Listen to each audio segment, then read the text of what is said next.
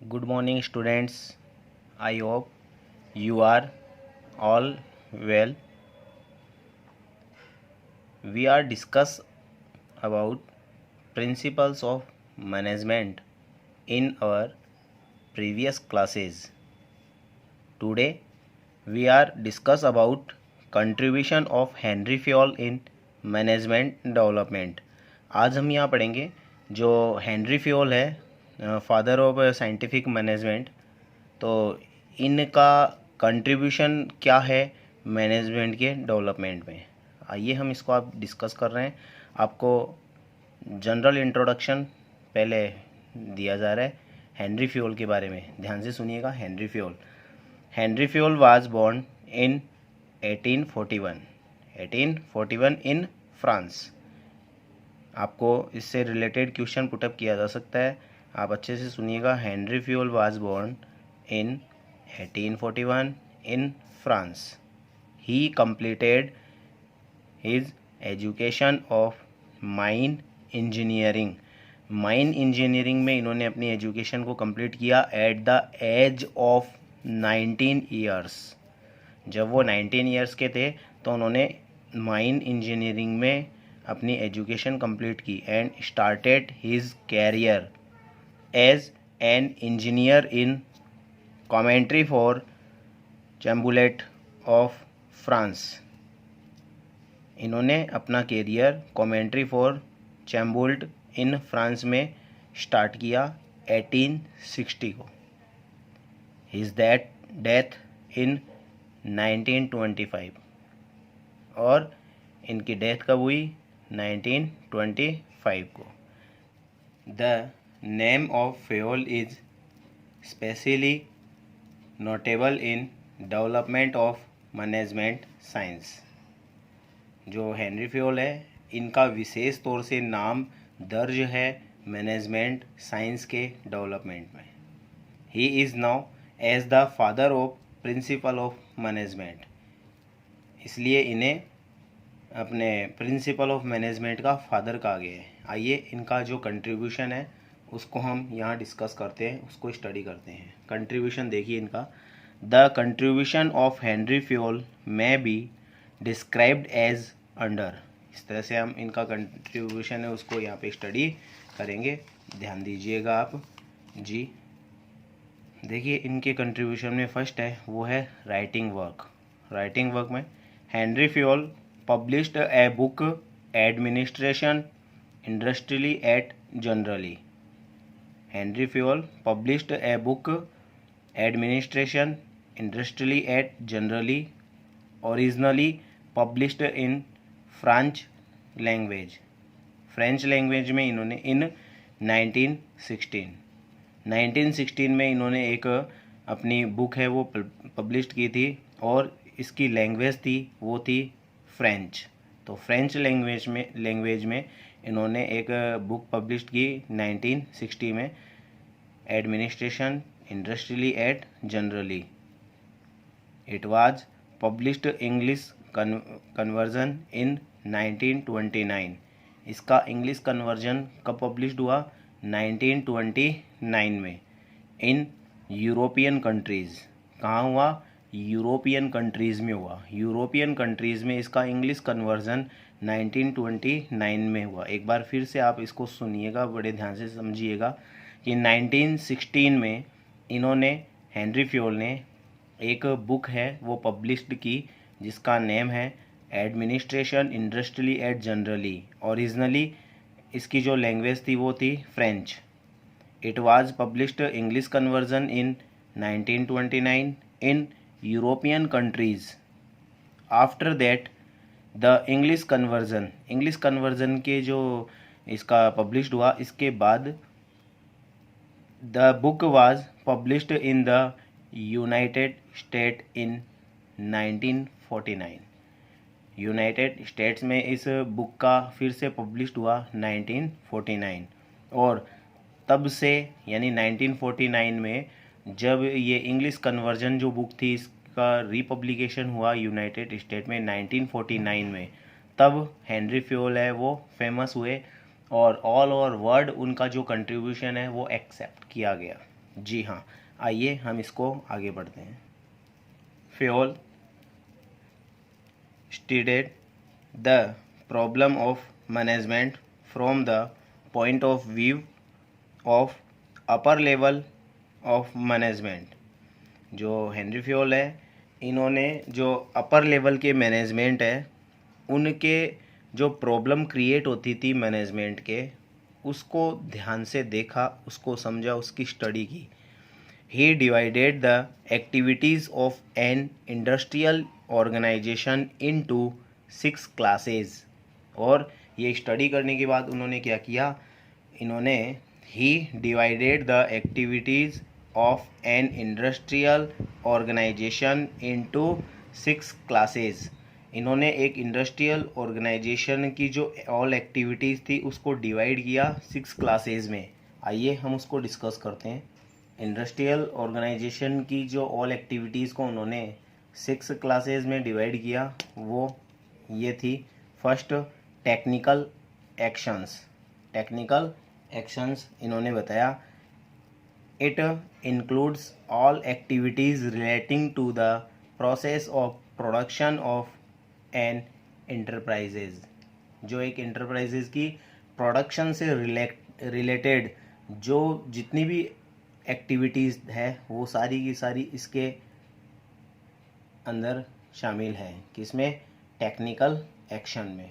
Technical action में। And next, commercial activities. जी, commercial activities, आप कॉमर्स के स्टूडेंट हो तो आप इसको अच्छे से जान सकते हो। कमर्शियल एक्टिविटीज़ में it includes all the activities relating to purchase, sales and exchange etcetera. इसमें सारी की सारी एक्टिविटीज़ इससे रिलेटेड है वो इसमें इंक्लूड है, जो है परचेज, सेल एंड एक्सचेंज से related. Okay. And third, financial activities. Financial activities में देखिएगा, इसमें एक्टिविटीज़ या एक्शन आप कुछ भी बोल सकते हो। Financial actions related to the receipt and utilisation of capital. देखो यहाँ पे 2 एक्टिविटीज़ है वो इम्पोर्टेंट बताइए। क्या है? Related to the receipt.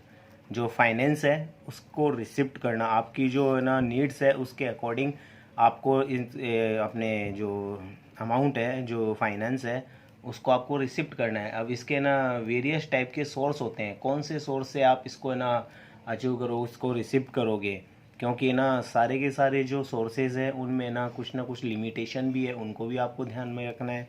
तो इस तरह से, एंड केवल उनको रिसिप्ट करना ही आपके लिए पर्याप्त नहीं होगा, आपको क्या करना होगा आगे, एंड यूटिलाइजेशन ऑफ कैपिटल। जो कैपिटल आपने अचीव किए है, जो प्राप्त किए, रिसिप्ट किए, उसका यूटिलाइजेशन भी यूज़फुल होना चाहिए, आपके ऑर्गेनाइजेशन के लिए वो राइट होना चाहिए। तो यूटिलाइजेशन ऑफ कैपिटल। एंड 4 है प्रोटेक्टिव एक्शंस। प्रोटेक्टिव एक्शंस, इसमें देखिए कौन कौन सी एक्टिविटीज़ है वो इंक्लूड है प्रोटेक्टिंग एक्शन में है, जो अपने include all activities relating to the safety and security of goods and property. Goods and property की सेफ्टी एंड सिक्योरिटी के लिए जितनी भी एक्टिविटीज़ है वो सारी की सारी इसमें इंक्लूड है प्रोटेक्टिव एक्शन में। Protective action. एंड 5 है अपने अकाउंटिंग एक्टिविटीज़। इसको भी आप बहुत अच्छे से जानते हैं। Accounting activities related to stock valuation. Stock का वैल्यूएशन करना अकाउंटेंसी में किया भी होगा आपने। And preparation of financial records. जो अपने फाइनेंशियल रिकॉर्ड्स है उनका प्रिपरेशन करना, जैसे आपने किया होगा, ये अपने ट्रेडिंग अकाउंट है, P&L अकाउंट है, ऐसे ही बैलेंस शीट है, जिनको आप है ना लास्ट अकाउंट भी शायद आप इनको बोलते होंगे। तो ये सब है फाइनल अकाउंट। तो preparation of financial records and statistics जो है ये सब इसके अकॉर्डिंग शामिल होती है इसमें। जी हाँ। एंड 6 है अपना इसमें, वो है मैनेजरियल एक्टिविटीज़। मैनेजरियल एक्टिविटीज़ में है planning, organisation, direction, coordination and control से रिलेटेड एक्टिविटीज़।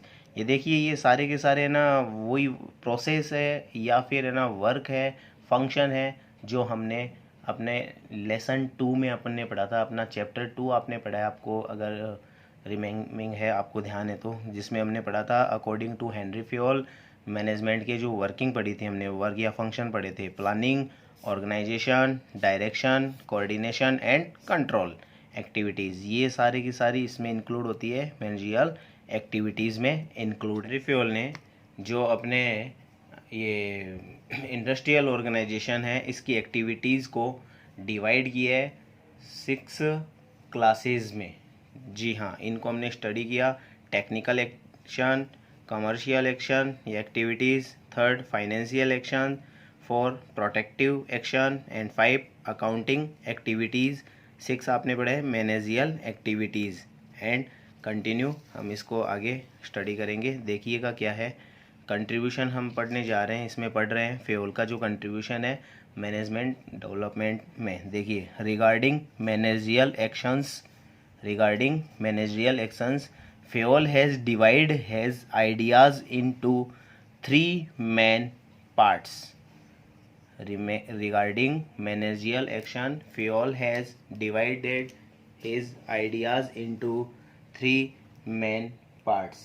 कि जो हेनरी फ्योल है इन्होंने जो मैनेजरियल एक्शन है इनकी एक्टिविटीज़ को अपने अकॉर्डिंग 3 मेन पार्ट्स में इनको डिवाइड किया है, जिनको हम स्टडी कर रहे हैं। फर्स्ट है managerial qualification and training, second होगा the elements of management and third principles of management. जी, तो आइए हम यहाँ फर्स्ट को डिस्कस कर लेते हैं। अपना फर्स्ट है वो है managerial qualification and training. Managerial qualification and training, इसको हम यहाँ पे डिस्कस कर रहे हैं। Managerial qualification and training. जी, in order of management development, in order of management development, Fayol was the first person to influence managers competency। जी, एक ये यहाँ पे हम इसको फिर से देखिए स्टडी कर रहे हैं। इन order of management development Fayol was the first person to influence managers competency and their training। कि यहाँ पे हम ये डिस्कस करेंगे इसमें कि जो हेनरी फ्योल है वो ऐसे पहले व्यक्ति है जिन्होंने अपने ये मैनेजरियल जो है मैनेजर है उनके ना ट्रेनिंग और उनकी जो योग्यता है कॉम्पिटेंसी, इनको बताया है, इनको डिस्कस किया है। जी हाँ, तो देखिए इनके अकॉर्डिंग इनको प्रभावित किया है इन्होंने। इनके according to him a manager has the following 6 characteristics. According to him a manager has the following 6 characteristics, जिनको डिस्कस करेंगे हम यहाँ पे। देखिए according to the Fayol a manager has the following 6 characteristics. First physical, first हम यहाँ पढ़ेंगे physical. देखिए फिजिकल में उन्होंने कौन कौन से एक्टिविटीज़ क्या क्या बताया कि ना फिजिकल में उनकी क्या क्या ना योग्यताएं उनकी होनी चाहिए एक मैनेजर्स की। जो क्वालिफिकेशन एंड ट्रेनिंग हम इसमें पढ़ने जा रहे हैं मैनेजरियल क्वालिफिकेशन एंड ट्रेनिंग में, उसमें है फर्स्ट फिजिकल में हेल्थ अच्छी हेल्थ होनी चाहिए। एंड ऐसे ही है एमेबल टेम्परमेंट, एमेबल टेम्परमेंट का मीनिंग अपने हो गया कि उनका जो स्वभाव है वो सुशील होना चाहिए। एमेबल टेम्परेट यानी सुशील स्वभाव। एंड वेटालिटी, ओके, ये होता है वेटालिटी जो है आपके, इसका है स्फूर्ति उनमें होनी चाहिए। वाइटालिटी हो गई, वाइटालिटी यानी कि स्फूर्ति इनमें होनी चाहिए। एंड सेकंड है वो है मेंटल। देखो मेंटल को आप वैसे कि ना पागल मत समझो, यहाँ ये होता है मानसिक भी, मेंटल यानी मानसिक। तो ability to understand and learn continuous learn continuous, कि ना लगातार सीखने की और समझने की उनमें योग्यता होनी चाहिए। समझने एवं सीखने की योग्यता इनमें लगातार बनी रहनी चाहिए, ये उनमें होनी चाहिए। इसी के साथ साथ दिया हुआ है विजिलेंस। विजिलेंस होती है सतर्कता। And decision making ability, decision making ability भी इनमें होनी चाहिए। एंड थर्ड है वर्च्यू। वर्च्यू का मीनिंग होता है सदाचार। वर्च्यू मीनिंग सदाचार। देखिए, ability to accept responsibility, ability to take initiative.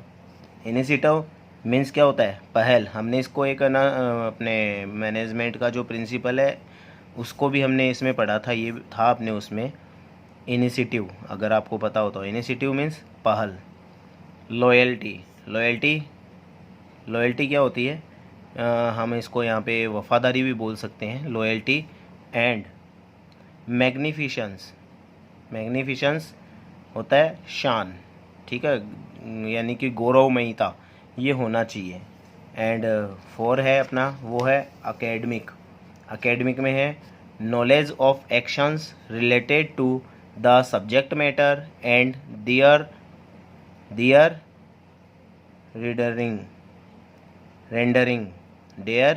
Rendering. जी, knowledge of action related to the subject matter, अपने जो सब्जेक्ट मैटर है, अपना जो सब्जेक्ट है उनका, उससे रिलेटेड उनको पूरा नॉलेज इसमें होना चाहिए। एंड दियर रेंडिंग, यानी कि उनके प्रतिपादन का नॉलेज भी होना चाहिए। जी, 5 है अपना टेक्निकल। टेक्निकल में है knowledge of matter related to work.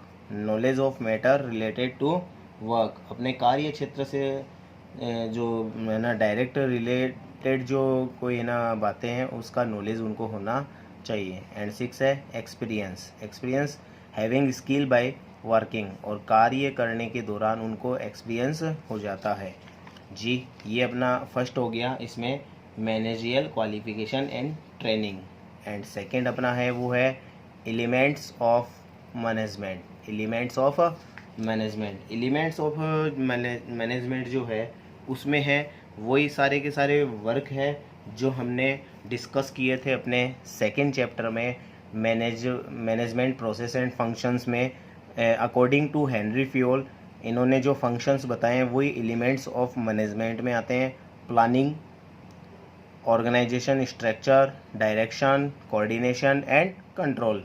देखिए, इनको शॉर्ट में एक बार मैं फिर से आपको बता दूं प्लानिंग क्या है। Planning is main activity of management because outline of all functions prepared on this base. इसी के बेस पे अपने ना जो आगे की और जो सारे के सारे फंक्शंस है उनकी आउटलाइन है ना वो तैयार होती है। ओके, तो ये है planning is main activity of management because outline of all functions prepared on this base, इसी के बेस पे होती है। एंड सेकेंड अपना है ऑर्गेनाइजेशन स्ट्रक्चर।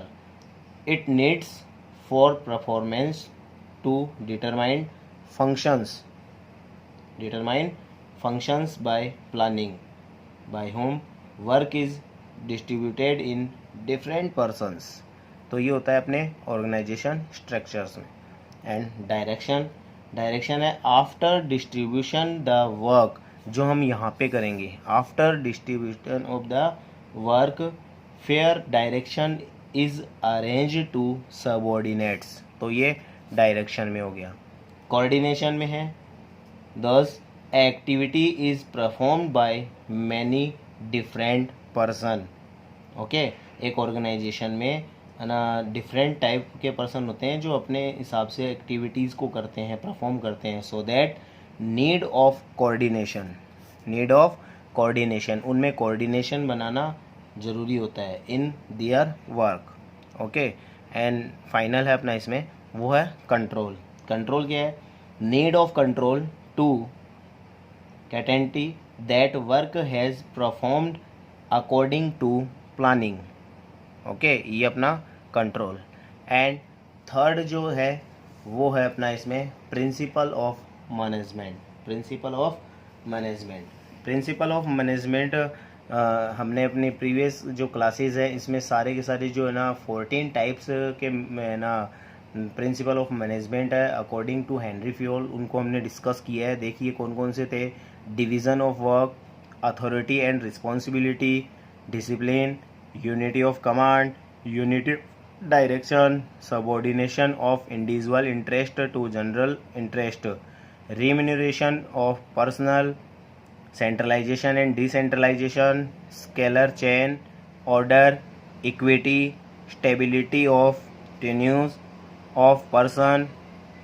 थर्ड था अपने इंटिएटिव एंड 14 था स्प्रिट दी कॉप्स। स्प्रिट दी कॉप्स इनको हमने अपने प्रीवियस क्लासेस में डिस्कस कर लिए है।